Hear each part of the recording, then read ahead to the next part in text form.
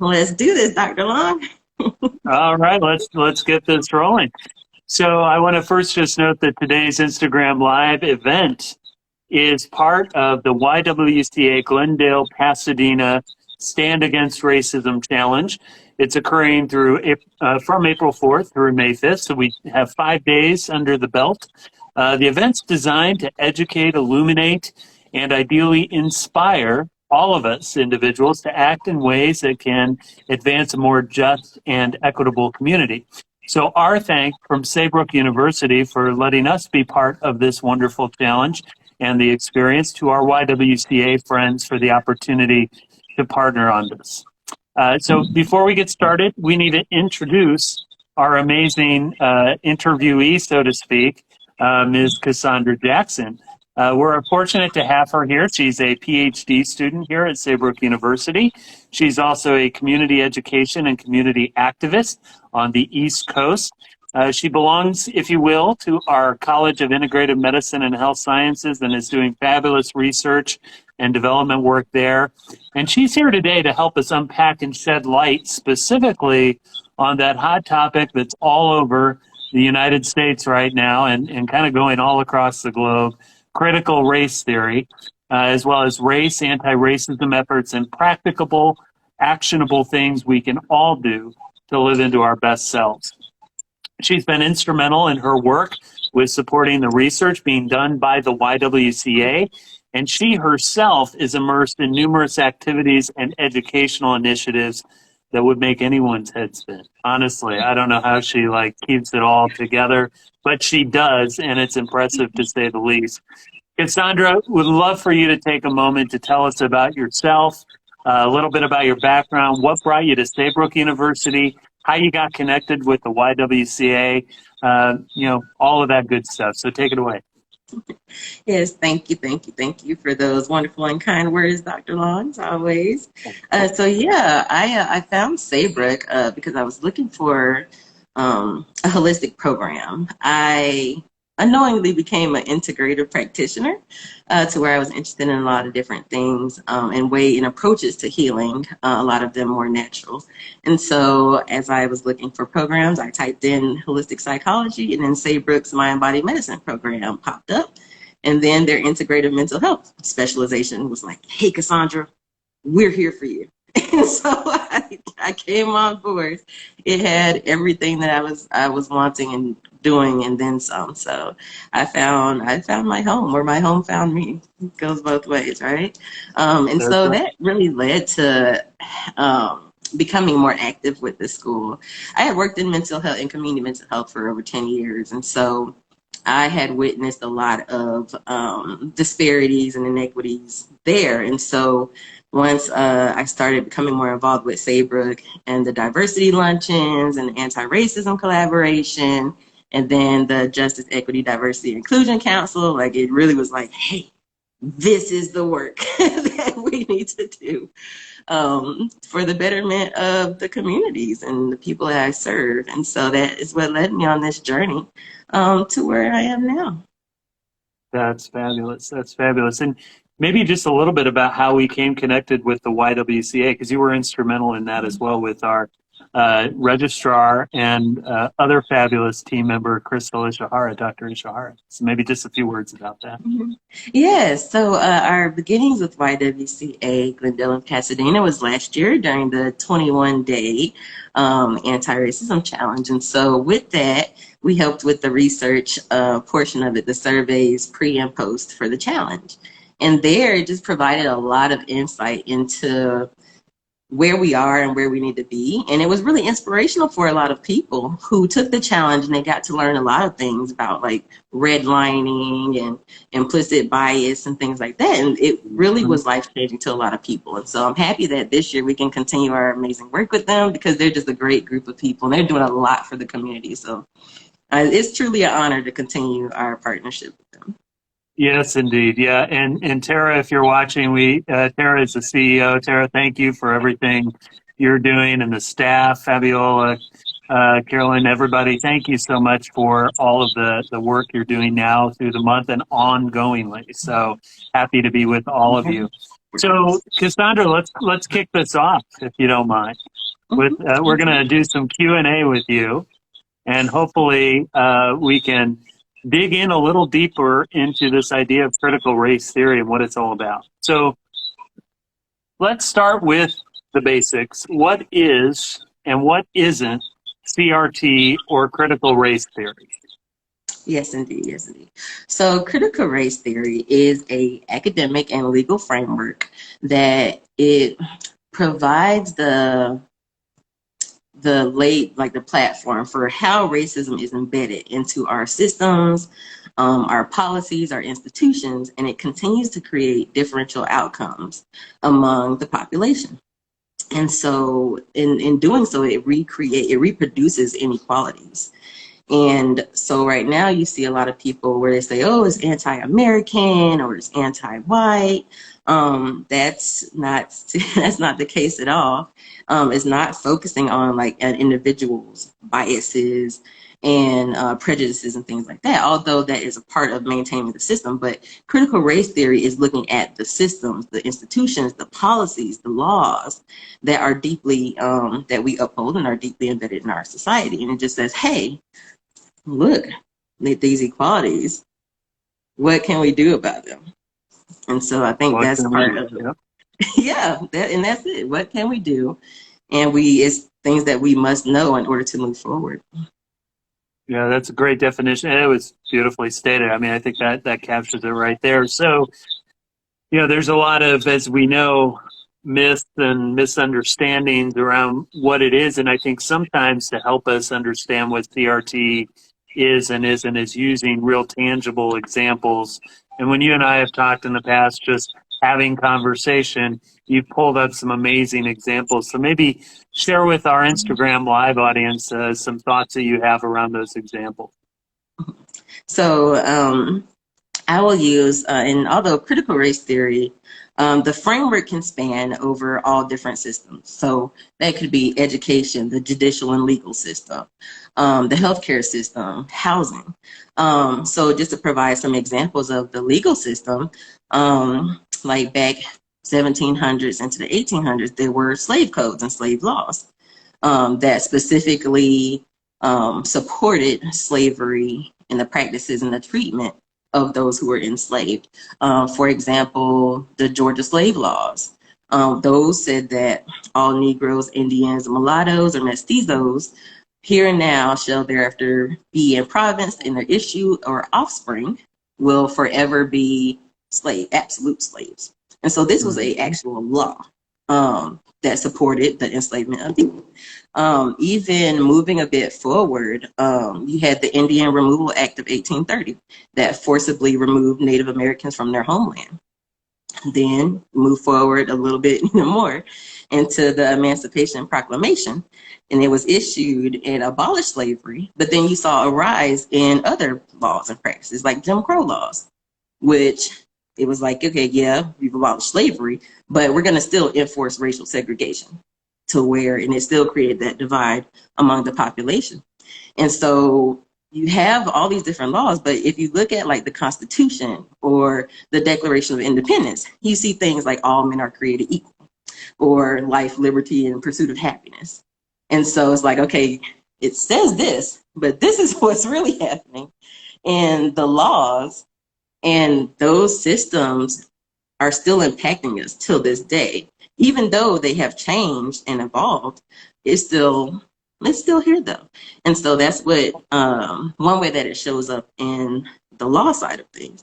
And if you go into housing, there were a lot of situations with housing with segregation, to where Black people could only live in this community or white people could live in this community, where there were residential covenants, where you had clauses embedded in housing contracts that would state that this property cannot be rented, or you could not have any non-white individuals staying there or living there. You couldn't sell your home to a non-white person.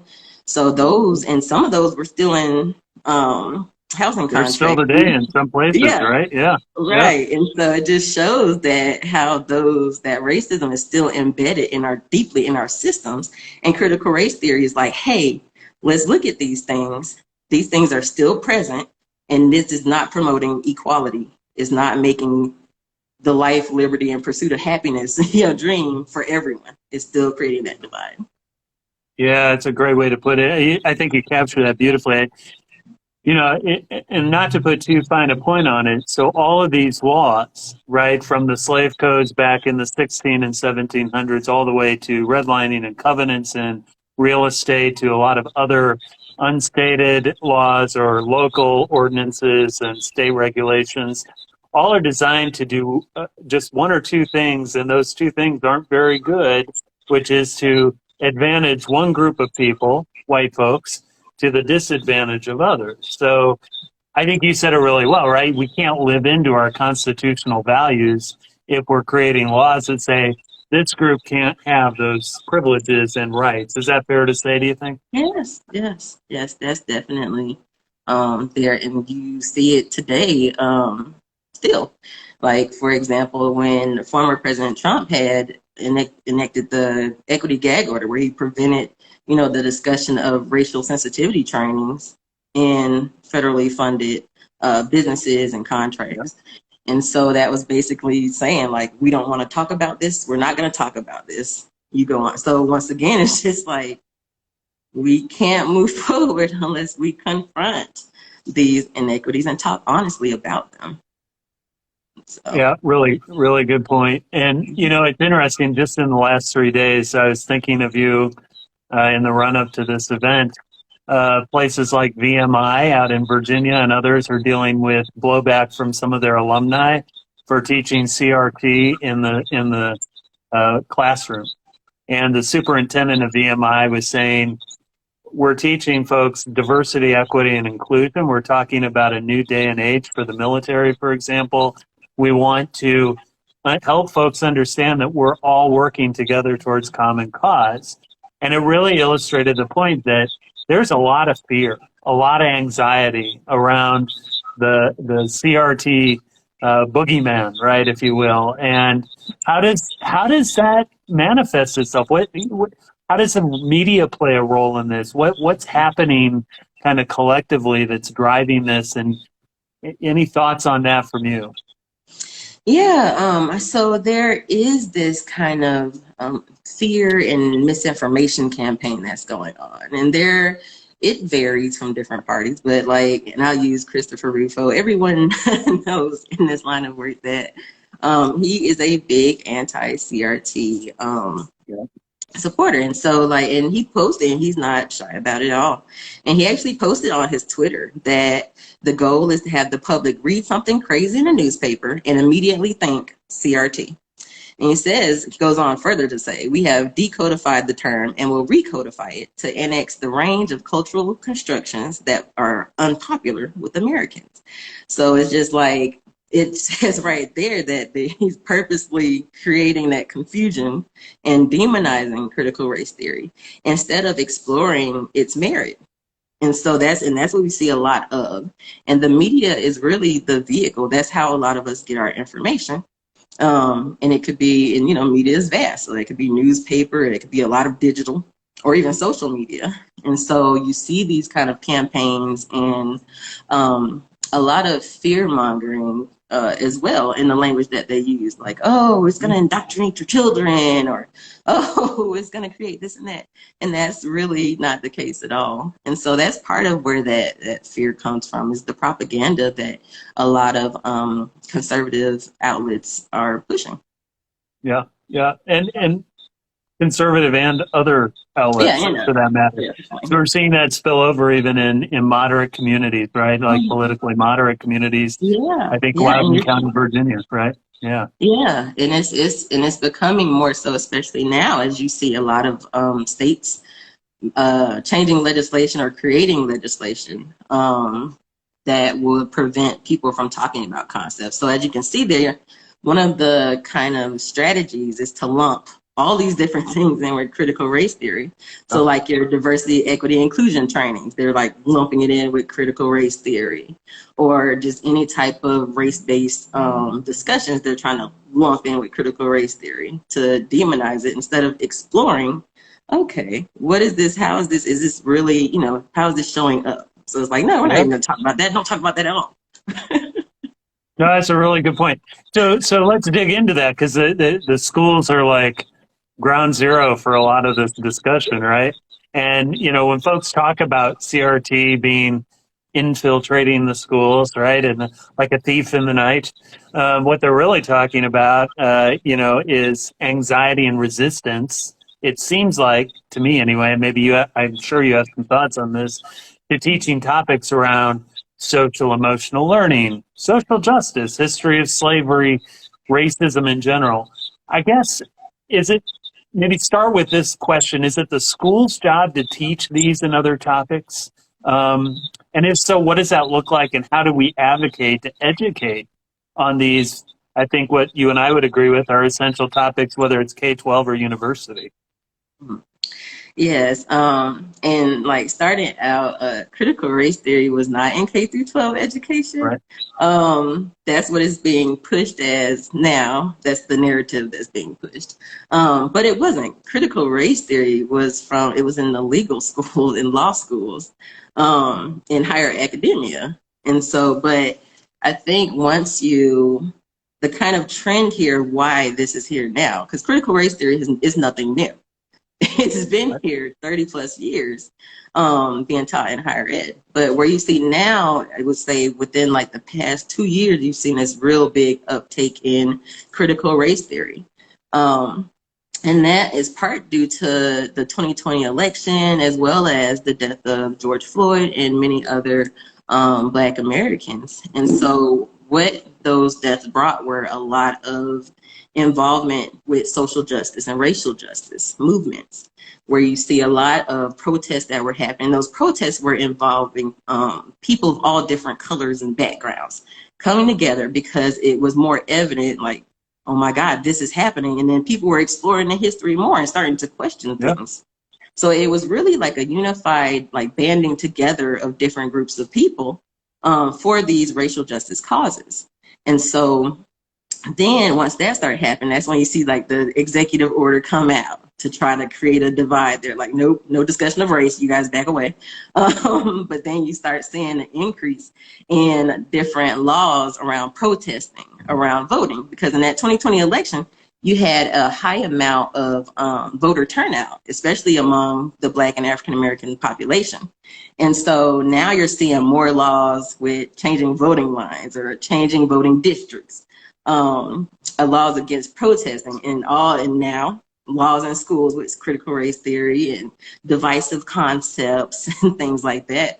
But really, when it comes to CRT, it's really important to know our history, and our kids are our future. So if we don't properly give them the history, we're doomed to repeat what history we've had. So like whenever you go to the doctor, and one of the first things that you do when you fill out your paperwork, they ask about your history. What's your family history? What side of the family did this come from? They ask you all these little check boxes and things that you have to do. And that's because it's important to know your history to see what you're at risk for, what new treatment, what treatment can be done for whatever you're coming in there for. History is valuable, but they need to know your truth. Like as much as you know about your history, they need to know to better help you with healing from whatever condition brought you there. And so when it comes to the schools, it's important for our kids to learn about that history. And yes, it's not cupcakes and rainbows at all, but to know about the history is going to help us understand what's going on in our present and better prepare and plan for our future so we don't continue to live along those same paths. And so now you're seeing with the anti-CRT movements, you're seeing not only the bills, you're also seeing a lot of terror involved too, with teachers being persecuted, teachers receiving even death threats or losing their jobs. And also you're seeing a lot of book bannings, to where books that have been in the libraries like for years now, you're seeing where now they're banned. So it's like preventing kids from even exploring and understanding the truth of these systems that we're in and how society has been interacting in these systems. And so that's part of the issue here. And there's ways to have these conversations with kids in a way that they can understand. And the first part of it is to bring that empathy back into play, empathy for another person, you know? Yeah. Because if you look at even if you take it back to during slavery and colonialism, you had kids who were taught and desensitized to like racial violence and things like that, to where like when you had chattel slavery, where you had the black family and their kids were born into that enslavement. And it was the same for if you were a slave owner, your kids were born into being a owner. So you learned from that family. And so I think when it comes to critical race theory, it's not fully on the schools and educators' job to teach, but also the family, because that's where you learn first. That's where you get your values and beliefs from. And so I think that it's, you know, how they say it takes a village to raise a child. So not only in the family system should these things be taught, but also in academic and education system, because your kids are going to grow up with everybody. Like you can't just be like sticking with your own group. It's people everywhere. You're going to be exposed to people of different cultures and backgrounds.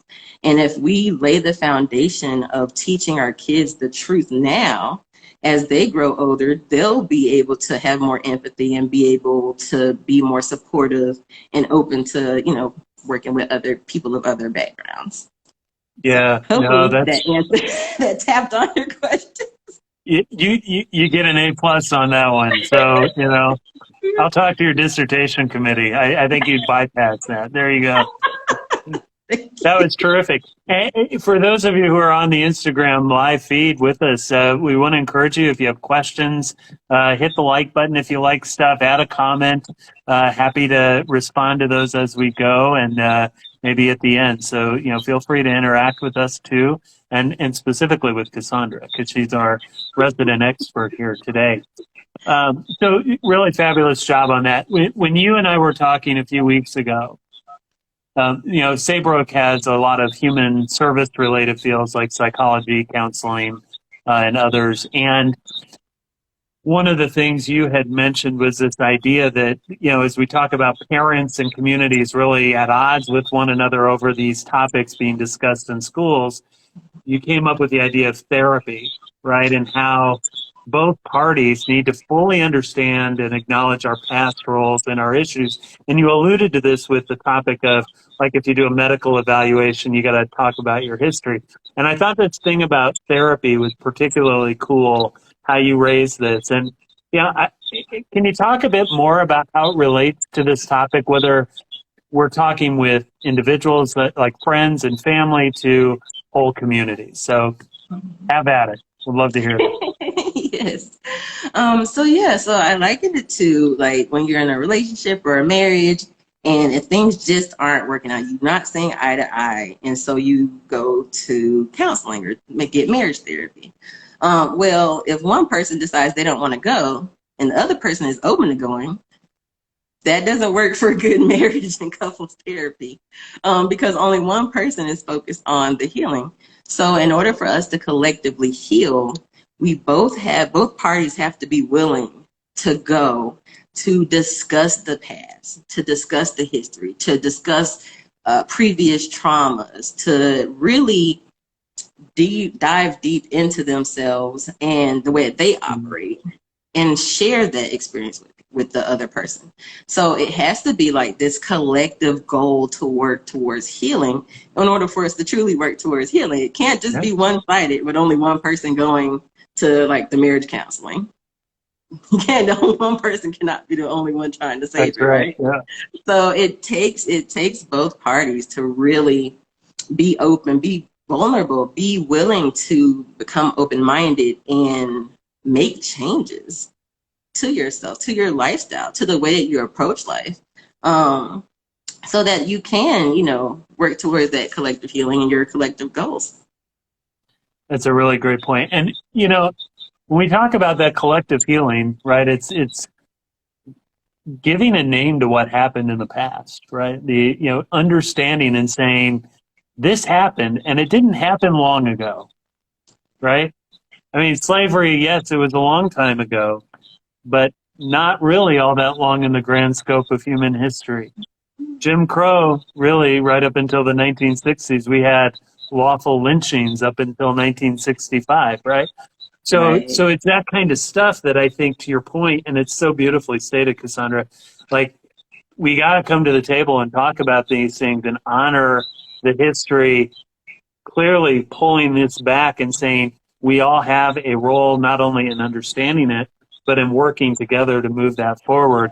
And I think it goes back to something else you said too, right? Like all this drama and anxiety about, well, I don't want my kids to learn about that. It's like, why wouldn't you want your kids to learn more about these things so that everyone can live into their best self in America? That's ideally what America was predicated on, right? Is that the Constitution and the Declaration. You said it best, I think. Is that fair?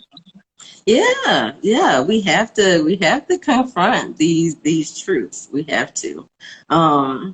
If you want to work towards equality, you have to be able to explore the inequalities that exist so you can figure out how best to move forward and make it more equitable. And so by what's going on in present day, you see this extreme effort across the board in trying to silence the discussions, trying to Yeah. silence the true history. And we need to know the full picture. Like, you can't complete a jigsaw puzzle if you only have the edges. Like, you need Well stated. Yes. Yep. in order to, that jigsaw puzzle could be amazingly beautiful, and you would not see it if you only have certain numbers of pieces. So I think what we have to do is we have to be willing to get those pieces and put them together and see the big picture.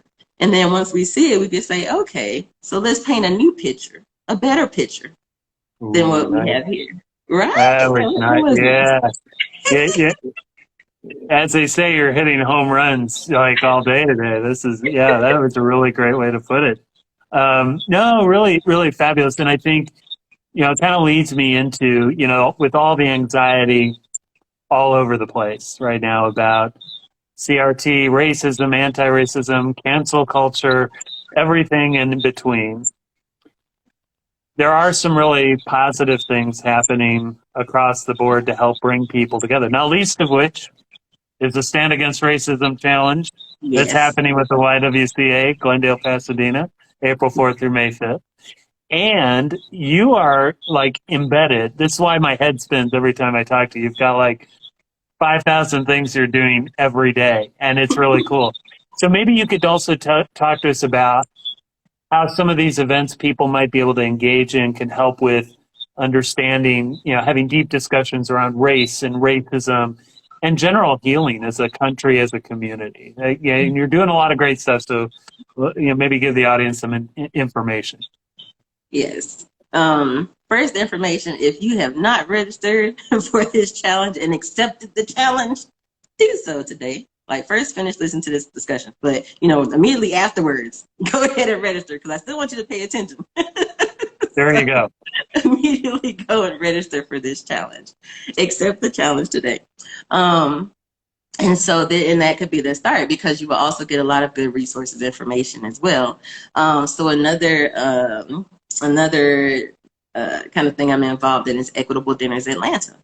And so with Equitable Dinners Atlanta, it is a awesome monthly series where we get together people from all walks of life, all age groups, everything.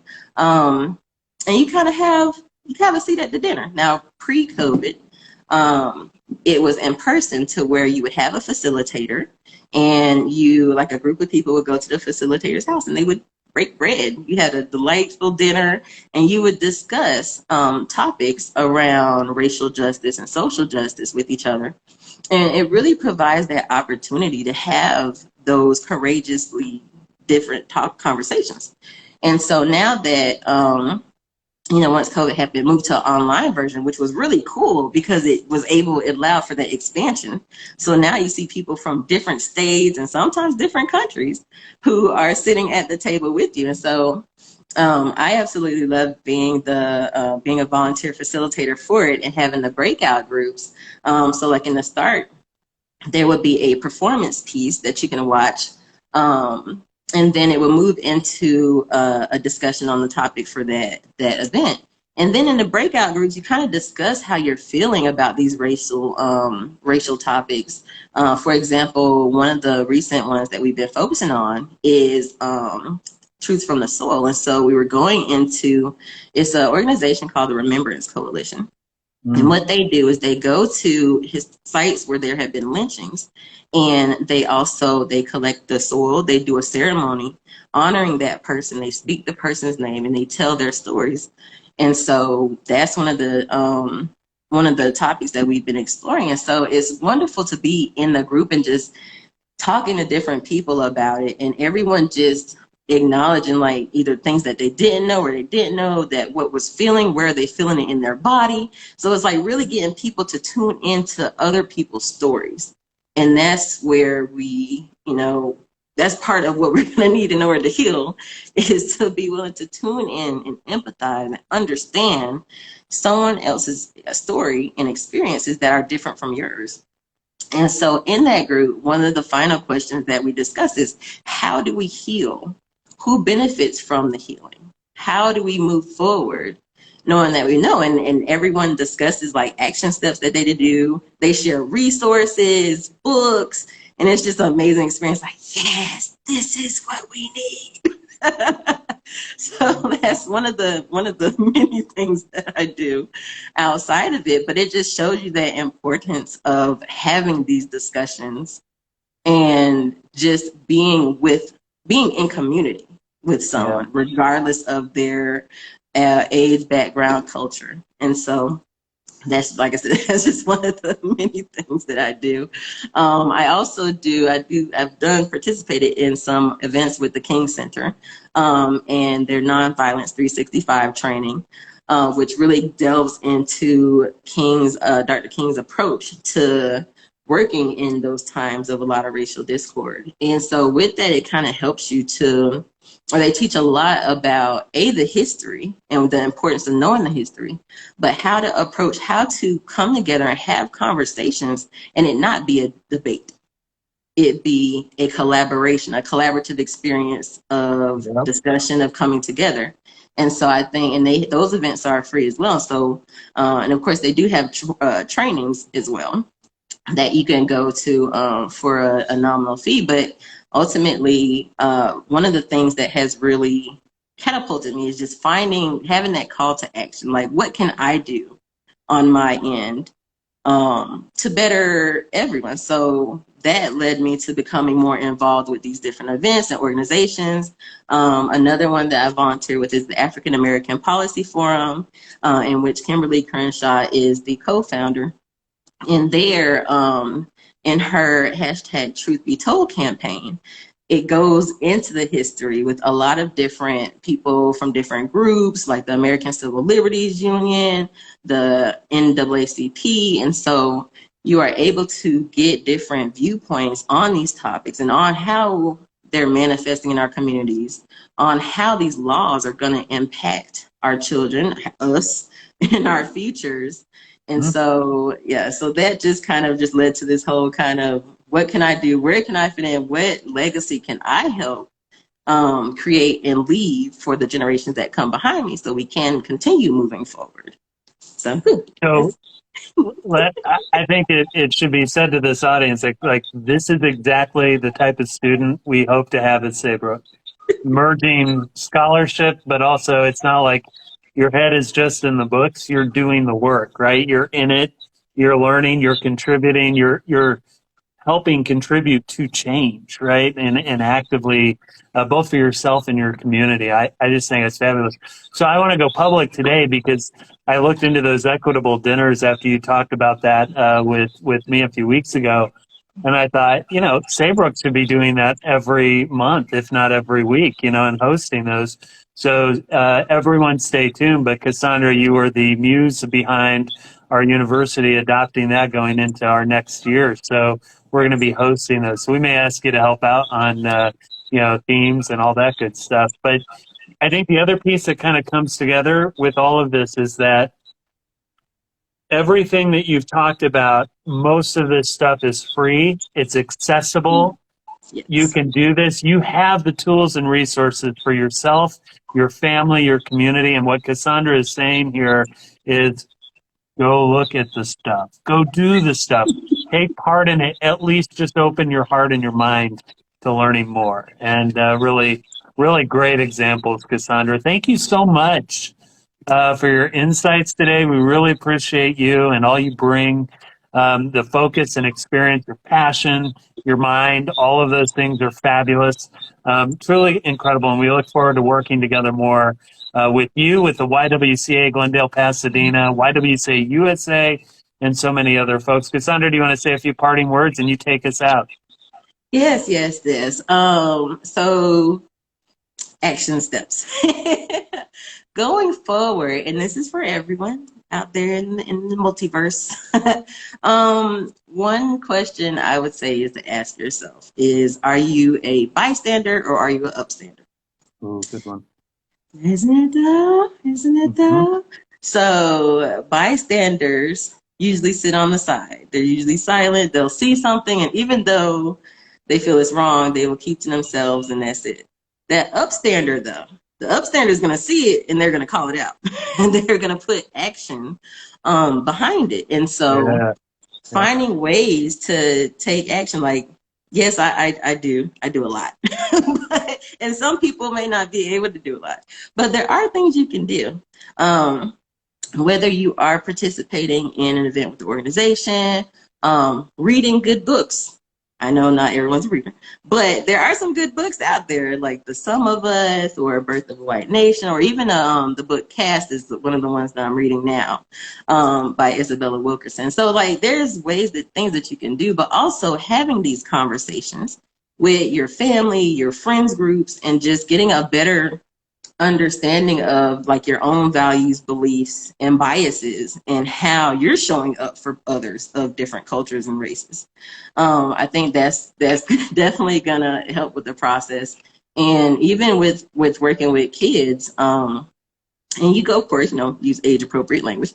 But you can, even if you find it difficult to have the conversation with kids, you can practice on your friends. You could just practice Always. having a conversation and kind of think about your child or the child. What would they say? Because most people know their kids and what questions their kid might ask, or they might throw a curveball and things like that. But just kind of have an idea of what questions your kid may ask, and it's kind of like plan accordingly. Of course, you can't plan for everything accordingly, but yeah, just having those conversations and just listening to what they say, like asking them, like, sometimes we judge people based on what they look like. Do you ever judge someone based on on what they look like? Do you have any friends in your class that look different from you? If so, what do they look like? And then so kind of gauging where your child is in their views of others. And then, asking them, tell me about a time where you saw someone being bullied. What did you do? Or even just sharing your own experiences of what you did when you saw someone different from you being bullied. For younger kids, they have picture books. They have a lot of books out now for kids that you can get. And of course, I'm not supporting Amazon like that, but I get a lot of stuff from Amazon. So just like, these are also things you can go do where they teach about it. PBS Kids. If you go to their website, they have a lot of programming and documentaries, and also resources for parents. And they have it separated into age groups. So like, 2 through 8 or 3 through 8 and 8 through, something and 16 on up. So that's another thing you do. There's an organization called 1 Million Talks, and that's a public awareness campaign, and they have a documentary as well. But they have a whole lot of resources on their website that, once again, separated into age groups. And they'll tell you they have also they have games and other information on how to have these discussions with kids. I'm trying to think of what's another good thing. But yeah, so I think that's one of those things. And just asking yourself, once again, are you a bystander or are you an upstander? And what you can do, and encouraging your kids to do the same in their work with people, and being open to change. I know change is different when you're used to, having certain values and beliefs, but, historically, as we've seen, things aren't always what they seem. So it's okay to ask, to question your own self and question your values, and do that little self check-in, as I like to call it. Do a There self you check. go. Like, even if you're out in public and you're in like a crowded place, where regardless, and you see people of different backgrounds, just kind of notice, is anything coming up in you? Are you making any judgments about that person based on what they look like or what they're doing? And then kind of just gauging from there and trying to see, just kind of pinpoint where that's coming from and how can you change it? What can you think differently or feel differently? So, there's a wide range, but, I just wanted to give out some some action steps that people can do today. And it doesn't, involve a whole lot of work, but, you got to take one step in order to move forward, right? So That's take a right. step. That's right. That's right. Are you a bystander? Are you an upstander?